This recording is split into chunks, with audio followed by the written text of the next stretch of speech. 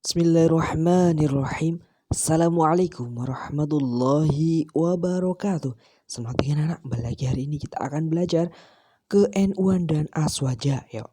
Nah, coba perhatikan dari judul kita akan belajar apa? Yaitu madhab fikih dalam Islam. Ya, kemarin sudah nggak asing ya mendengar kata madhab. Baik, madhab menurut bahasa berarti jalan, aliran, pendapat atau paham. Sedangkan menurut istilah, madhab adalah metode dan hukum-hukum tentang berbagai macam masalah yang telah dilakukan, diyakini, dan dirumuskan oleh imam mujtahid atau yang berijtihad ya. Jadi, bermadhab merupakan mengikuti jalan berpikir salah seorang mujtahid dalam mengeluarkan hukum dari sumber Al-Quran dan hadis. Setiap orang Islam diwajibkan mempelajari ajaran agamanya dan memahami hukum-hukum yang ada dalam Al-Quran dan hadis. Namun, kenyataannya tidak setiap orang mampu memahami dan mengamalkan isi kandungan dari dua sumber tersebut, yaitu Al-Quran dan hadis.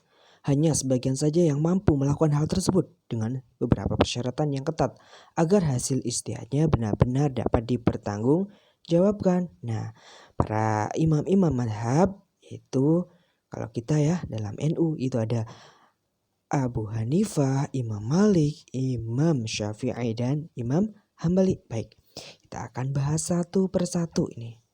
Adalah gambar dari Imam Hanafi.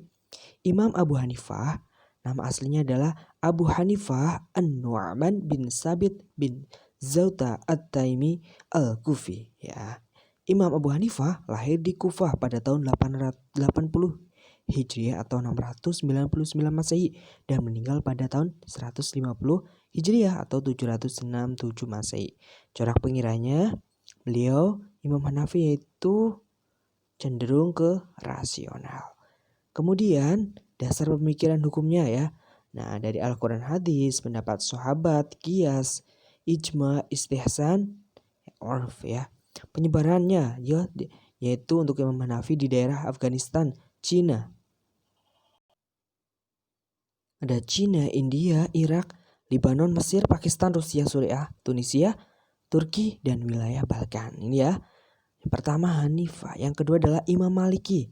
Namanya aslinya itu Malik bin Anas bin Malik bin Abi Amir al-Asbahi. Masyhur dengan julukan Imam Dar al-Hijrah ya. Lahir di Madinah tahun 93 Hijriah atau 712 Masehi dan wafatnya 179 Hijriah atau 798 Masehi. Corak pemikirannya yaitu dipengaruhi sunnah yang cenderung tekstual. Nah, ini Imam Malik ya. Kemudian Imam Malik dasar pemikirannya jelas ya, ada Al-Quran, hadis, ijma', sahabat, qiyas, maslahah, mursalah, amal ahlul Madinah, pendapatnya sahabat. Daerahnya di mana? Untuk penyebarannya yaitu untuk Imam Maliki daerah Kuwait, Spanyol, Arab khususnya daerah Mekah, kemudian wilayah Afrika ada Mesir, Tunisia, Aljazair dan Maroko. Nah, kemudian ayo ya siapa? Yaitu Imam Syafi'i ya. Yang kita banyak gunakan di Indonesia atau dalam Nahdlatul Ulama adalah kita bermadhab Imam Syafi'i ya. Nah, nama aslinya ada Abu Abdullah Muhammad bin Idris bin As bin Usman bin Syafi'i al-Muttalib. Lahir di Gaza, Palestina tahun 150 Hijriah ya atau 767 Masehi dan meninggalnya tahun 204 Hijriah atau 820 Masehi. Nah, berarti sekitar berapa ya? 54 tahun ya. Corak pemikirannya hukum dari Imam Syafi'i adalah tradisional dan rasional. Ya, seperti kita tahu ya, pemikiran hukumnya adalah menggunakan Al-Quran, hadis, ijma' dan qiyas. Nah, jelas penyebarannya di mana?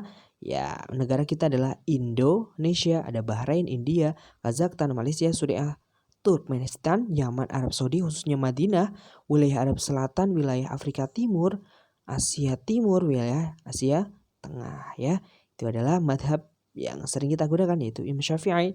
Kemudian yang keempat adalah Imam Hambali. Nama aslinya adalah Ahmad bin Hambal Asy-Syaibani Al-Marwazi, ya, lahir di Baghdad tahun 164 Hijriah, wafatnya 241 Hijriah. Pemikirannya itu coraknya fokus pada tradisional atau fundamental, ya. Kemudian dasar pemikiran hukum Al-Quran secara zuhir, hadis, fatwa sahabat. Jika terdapat perbedaan fatwa atau fatwanya ini ya, fatwa sahabat digunakan untuk lebih dekat dengan Al-Quran dan hadis. Hadis mursal, doif dan qiyas, ya. Daerah penyebarannya di mana? Di Arab Saudi atau mayoritasnya adalah Imam Hambali. Oke, ada dua cara bermadhab ya. Pertama adalah qauli dan ada namanya manhaji. Yang pertama, qauli berarti muqallid, orang yang bertaklid ya. Taklid artinya apa? Ya, mengikuti ya ucapan imamnya. Jadi mereka akan mengambil pernyataan-pernyataan tersebut ya, pernyataan tekstual dari guru-gurunya. Contoh, bermadzhab qauli adalah menerima pendapat Imam Syafi'i bahwa jika seorang laki-laki dewasa bersentuhan dengan selain mahramnya, nah maka wudunya kan batal.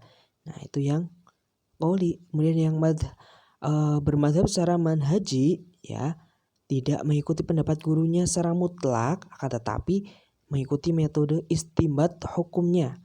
Pendapatnya bisa berbeda dengan pendapat imam madhabnya, tetapi metode pengambilan hukumnya juga sama. Manfaatnya apa? Kita kalau bermadhab, adanya imam yang akan mempertanggungjawabkan pendapatnya ya.